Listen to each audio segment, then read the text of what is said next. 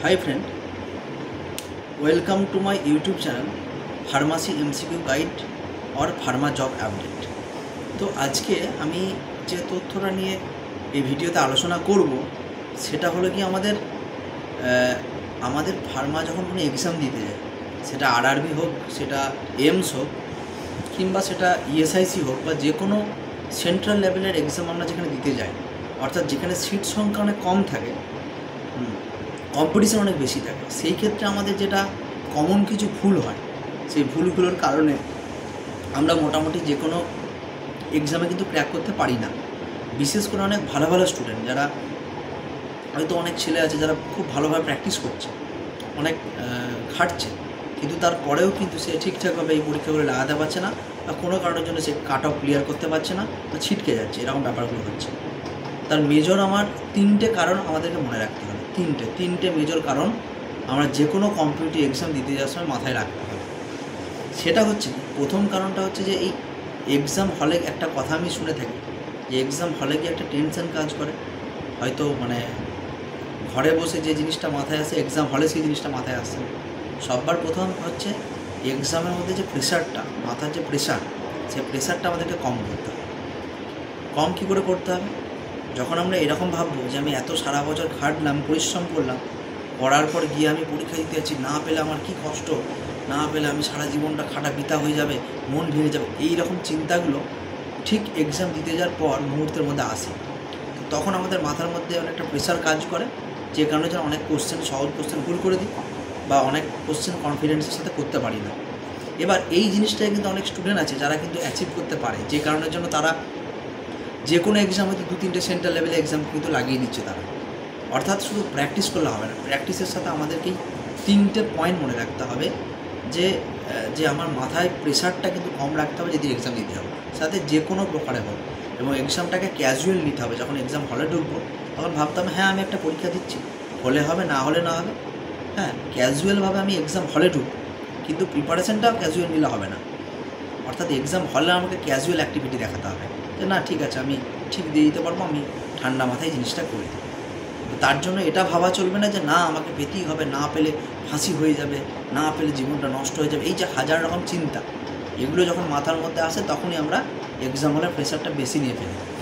Number two হচ্ছে এই বেশি অতিরিক্ত আমার কাট অফ ক্লিয়ার হবে কি না, আমাদের মাথার মধ্যে একটা জিনিস ঢুকে যায় যে এখন যা কম্পিটিশান, মিনিমাম 60-70 কাট অফের নিচে নামবে না।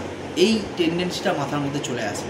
কোশ্চেন সহজ হোক বা কঠিন হোক, এই জিনিসটা মাথার মধ্যে প্রথমেই চলে আসার কারণে আমরা যদি 50টা কি 55টা সঠিক করে আসতে পারি, তারপর আমরা কি করি, না আমাদেরকে আরও বেশি অ্যাটেম্প করে আসতে হবে। কারণ কি এখন কাট অফ অনেক বেশি উঠছে, এটা মাথার মধ্যে ঢুকে গেলে আমরা তখন জোর করে, আমরা হয়তো জানি না বা কনফিউজ, সেটা জানার পরেও আমরা কিন্তু এক্সট্রা আরও 10-20টা কোশ্চেনকে আমরা জোর করে অ্যাটেম্প করতে যাই, যাতে করে কি লোককে এটা বলতে পারি যে আমি অনেক নাম্বার অ্যাটেম্প করে এসেছি। কিন্তু এর ফলে কী হয়, অনেক নেগেটিভ মার্কিংয়ের ইস্যু তৈরি হয়, যে কারণের জন্য হয়তো আমি কাট অফের কাছাকাছি থাকলে সেটা হয়তো পরবর্তীকালে কাট অফ থেকে বেরিয়ে গেলাম, চান্স পেলাম না। তো সববার প্রথমে নেগেটিভ মার্কিংটাকে আগে কমাতে হবে, অর্থাৎ আমি রিস্ক কম নেবো। কোশ্চেন যদি কঠিন মনে হয় তাহলে আমি রিস্কটা কম নেবো। যেখানে আমি 20টা রিস্ক নিতে যাচ্ছিলাম, সেখানে আমি 5টা কি 7টা হয়তো রিস্ক নেবো। এতে করে কিন্তু অনেকটা কাট অফ আমরা বাড়াতে পারি। 2 নম্বর। এবার 3 নম্বর যেটা হচ্ছে, সেটা হচ্ছে আমাদেরকে মাথায় রাখতে হবে যে সিলেক্টিভ ইউটিউব দেখে বা কোশ্চেন হয়তো দেখা যাচ্ছে যে কোনো একটা পরীক্ষার বেরোলো, পরীক্ষার রিক্রুটমেন্ট বেরোলো, সেই নোটিফিকেশানটা দেখে আমরা পড়তে শুরু করলাম, দিয়ে আমরা চেষ্টা করলাম যে 2 মাসের মধ্যে সারা বইটা শেষ করে দেবো, বা পুরো সিলেবাসটা কভার করে দেবো। যে কারণে আমরা কী করি, ওই একটু করে এখান থেকে একটু, ওখান থেকে একটু, এইভাবে পড়তে শুরু করে দিই। কিন্তু এরকম নয়, টোটাল আমাকে মাথায় রাখতে হবে, যে কোনো পরীক্ষা বের হোক বা না হোক নোটিফিকেশান, আমাকে 1 বছর কি 1.5 বছরের মতো হাতে রাখতে হবে, এবং 1-1.5 বছর আমাকে টোটালি কমপ্লিটলি প্রিপারেশান নিতে হবে। কি পরীক্ষা বের হবে কি না হবে, নোটিফিকেশান বের হবে কি না হবে, এইসব চিন্তা মাথায় রাখা চলবে না। তার মধ্যে নন ফার্মা পার্টও প্র্যাকটিস করতে হবে, এবং তার সাথে ফার্মা পার্টও রেগুলার প্র্যাকটিস করে যেতে হবে টানা 1 বছর। 1 বছর যদি আমরা কেউ কনস্ট্যান্টলি প্র্যাকটিস করতে পারি, তাহলে কিন্তু যে কোনো একটা কেন 2-3টে পরীক্ষা হয়তো লাগিয়ে দিয়ে যেতে পারে।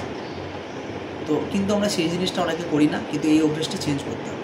আমার যদি লক্ষ্যই থাকে যে আমি সেন্ট্রাল গভর্নমেন্টের কোনো একটা জব করবো, তাহলে আমাকে টানা 1 বছর ধরে প্রিপারেশন নিতে হবে। কবে নোটিফিকেশান বেরোবে সেই আশায় বসে থাকলে চলবে না। এই 3টে কারণ যদি আমরা ঠিক করতে পারি, আমরা কিন্তু অনেকটাই যে কোনো এক্সামের ক্ষেত্রে সাকসেস পেয়ে যেতে পারি। তো এই 3টে পয়েন্ট আমাদেরকে মেন মাথায় রাখতে হবে, মাথায় রেখে আমাদেরকে এক্সাম হলে দিতে যেতে হবে। আমি আশা করবো 100% মধ্যে 90% সাকসেস কিন্তু হয়ে যাবে। ঠিক আছে, তো আজকে এই 3টে পয়েন্ট নিয়ে আলোচনা করা ছিল।